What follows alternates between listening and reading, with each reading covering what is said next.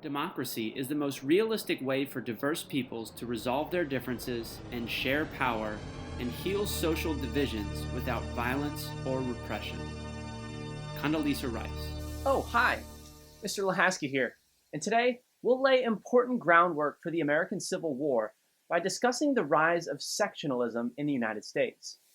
After the War of 1812, America experienced a period of national pride and unity. This brand of nationalism was evident in culture, politics, and foreign policy. But beneath the surface, the United States was developing distinct regional differences. So while on one hand the nation was growing together during the era of good feelings, it was simultaneously growing apart. Today, we'll look at the origins of American sectionalism and discuss the characteristics of each region. But first, a big question. Can a large democracy serve all of its citizens? This question really gets to the core of American national identity. We Americans are quick to praise our little democratic experiment, and it has held up reasonably well in the short history of the United States. But as the nation continues to grow and diversify, it seems that we've experienced growing pains to an intensifying degree. This should really come as little surprise, though.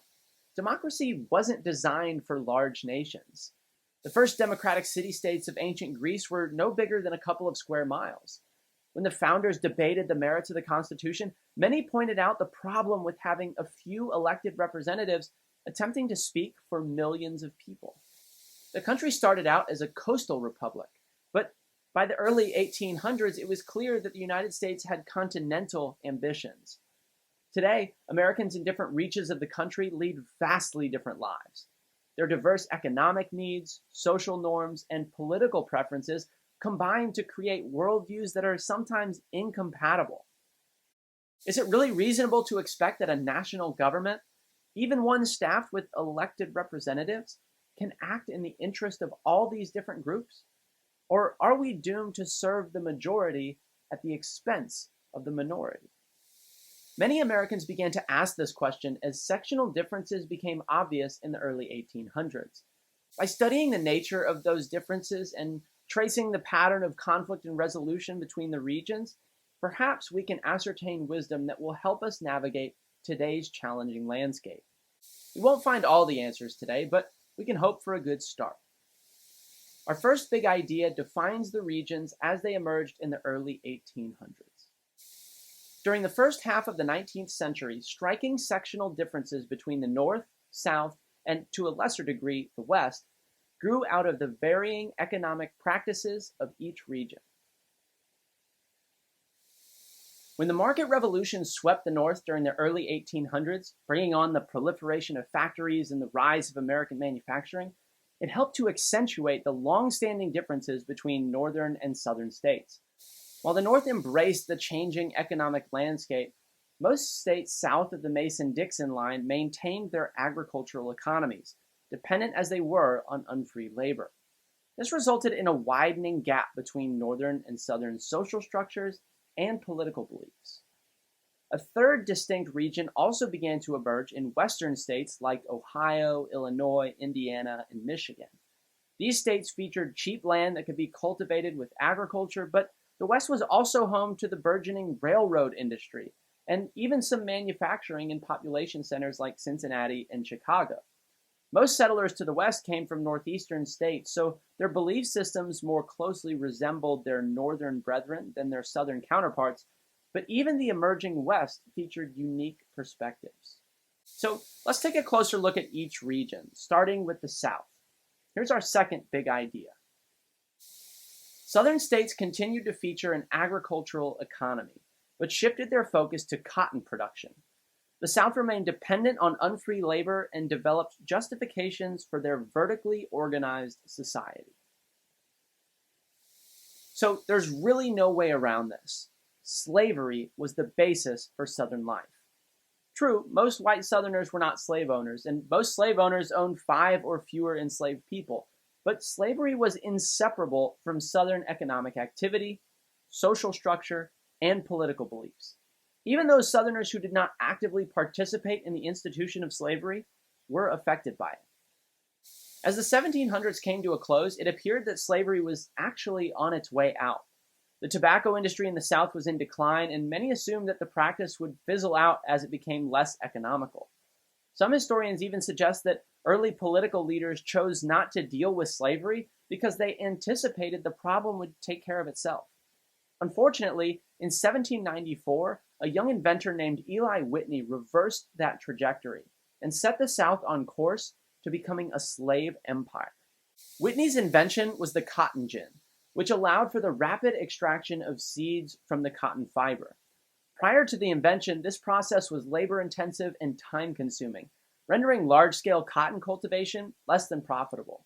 But the cotton gin changed that, and plantation owners across the South embraced cotton as their new preferred cash crop. Of course, this was unwelcome news for the millions in bondage who were bought, traded, and even bred to work the cotton fields. The proliferation of slavery during the cotton boom was striking. Between 1790 and 1810, the enslaved population of the United States nearly doubled. And as cotton took root in the 20s, 30s, and 40s, the institution continued to expand, numerically and geographically. The Deep South regions with the highest density of enslaved people, South Carolina, Alabama, Mississippi, and Louisiana, became known as the Black Belt, so named in part for the color of the rich soil that fed the cotton, but also for the skin color on the bodies of those forced to tend to it. Indeed, cotton was king in the South, and the slave system on which the kingdom relied had far-reaching effects on Southern society. The Southern social structure remained vertically stratified and vertically organized. This means that not only were there distinct social classes with plantation owners at the top and enslaved people at the bottom, the classes regularly interacted with one another on the plantation, which only served to reinforce the hierarchy. Daily life was filled with constant, often brutal reminders of the rigid order of Southern society. Increasing Southern reliance on slavery also had effects on political thought. On one hand, the brutality of the institution inspired enslaved people, free blacks, and even some whites to speak out against the institution and lobby for its abolition. And we'll discuss these anti-slavery opinions at length in a later episode. But on the other hand, the planter class and the majority of white Southerners went the opposite direction, justifying slavery as not only an economic necessity, but also a moral imperative. In 1837, South Carolina Senator John C. Calhoun encapsulated this argument in a famous speech on the Senate floor entitled "The Positive Good of Slavery." In it, Calhoun argued that slavery was a benefit not only to the white race, but to the African race as well, claiming, "Never before has the black race attained a condition so civilized and so improved, not only physically, but morally and intellectually. It came among us in a low, degraded, and savage condition, and in the course of a few generations, it has grown up under the fostering care of our institutions." At the core of this argument is the belief in paternalism, the false idea that slave owners served as father figures to the slaves in their captivity. To this end, Calhoun implies that the African race is better off under the watchful eye of white people than if they were left to their own devices. We should note here the many problems with Calhoun's argument. First, it is steeped in the racist and biologically inaccurate belief that, at the onset of African slavery, Europeans were intellectually and morally superior to Africans. Calhoun's use of the word savage is a classic indication of this incorrect belief, which is further invalidated by the myriad of black scholars like Frederick Douglass and Sojourner Truth, whose intellect put many white Americans to shame. Furthermore, if in fact the first generation of enslaved Africans were in a degraded condition upon their arrival to the New World, this was only because their white captors had actively sought to degrade them by stripping them of their dignity and humanity. Sadly, Calhoun's argument, problematic though it was embraced by the slaveholding South. And the South's attachment to slavery affected their political preferences as well. As opposition to slavery increased in the North, Southerners became increasingly wary of the federal government, fearing that it might one day move to abolish the institution. The slave South retreated into old arguments about states' rights, negating the unifying effect of the War of 1812 and the era of good feelings. Their insistence on the individual state's authority to permit and regulate the institution of slavery was the #1 political issue of the 1840s and 50s, and it ultimately led to the American Civil War. In starkest contrast to the South was the northern region, which included those states north of the Mason-Dixon and east of the Appalachians. The characteristics of the North are laid out in our third big idea. The market revolution rendered the North a hub for manufacturing and trade. Its economy was increasingly capitalistic, and it embraced free labor as the root of progress in society. Dating back to the colonial era, the North had always stood in contrast to the agrarian South. But the onset of the market revolution served to deepen that divide. Ironically, though, the economic changes in the North were intimately connected to the developments in the South. The invention of the cotton gin and the cotton boom in the American South helped to jumpstart the American textile industry in the North by providing an ample supply of needed raw materials. Textile factories disrupted the age-old tradition of homespun American clothing, and Americans increasingly changed how they went to work. Banks were concentrated in the North, and the moneyed interest there gave rise to the spirit of capitalism. Entrepreneurs and investors took risks by purchasing real estate and equipment, hoping to build profitable factories staffed with wage earners. For those without the financial means to start their own businesses, factory jobs were widely available. The core tenet of the Northern economy was free labor, the notion that workers were free to pursue work and other economic ventures as they pleased. Northerners believed that free labor systems drove progress in society, since it forced workers to compete with one another for jobs, and it forced employers to compete with one another for workers and customers. And indeed, Northern society did seem to develop rapidly, but it wasn't perfect either. A lack of government regulation in the North meant that factories were not required to offer livable wages or comfortable conditions. In fact, when Southerners began fielding criticisms from the North over slavery, they pointed back at the Northern working class and suggested that Northern factory owners were no more moral than their slave-holding counterparts. Both exploited lower-class workers to maximize their own profits. Immigrants from Western Europe, mainly Germany and Ireland, were common in the North, but often faced discrimination. Because of their Catholic sensibilities, the Irish faced particularly harsh treatment. In the 1840s, a new political party known as the Know Nothing Party was organized entirely around these nativist sentiments. The spirit of capitalism, combined with the nativism and racism in the North, created a distinct class system in that region as well, with factory owners, bankers, and lawyers at the top, followed by tradesmen and artisans somewhere in the middle, and factory workers, free blacks, and immigrants on the bottom.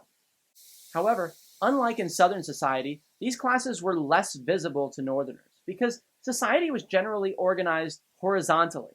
In other words, Northerners were more likely to spend their whole days with other members of their own social class. Intermingling of the upper and lower classes was rare, which gave the illusion of a more egalitarian society, even though it wasn't. As had always been the case in the North, Northerners tended to be more tolerant of the federal government and preferred that power be concentrated there. Issues like tariffs, the national bank, and government-funded projects like internal improvements in universities met wide support in that region. When slavery became an issue of national interest in the 1850s, Northerners looked to the federal government to take action, to the great alarm of the South. And indeed, most of the tension between sections can be boiled down to the North and the South. But the first half of the 1800s witnessed the rise of a third American section, the West. This is our fourth big idea. The West was ideologically similar to the North, but featured a more egalitarian society and an economy that mixed agricultural and industrial elements. The West, which for our purposes refers to those states west of the Appalachians and north of the Mason-Dixon line, began to take shape in the early 1800s and showed signs of maturing by the middle of the century. In order to understand society there, we need to establish a demographic trend that characterized the United States for hundreds of years: westward migration. Migration patterns within the country between 1600 and 1900 followed one basic pattern: east to west. Settlers in Kentucky and Missouri, therefore, can often trace ancestry to Virginia.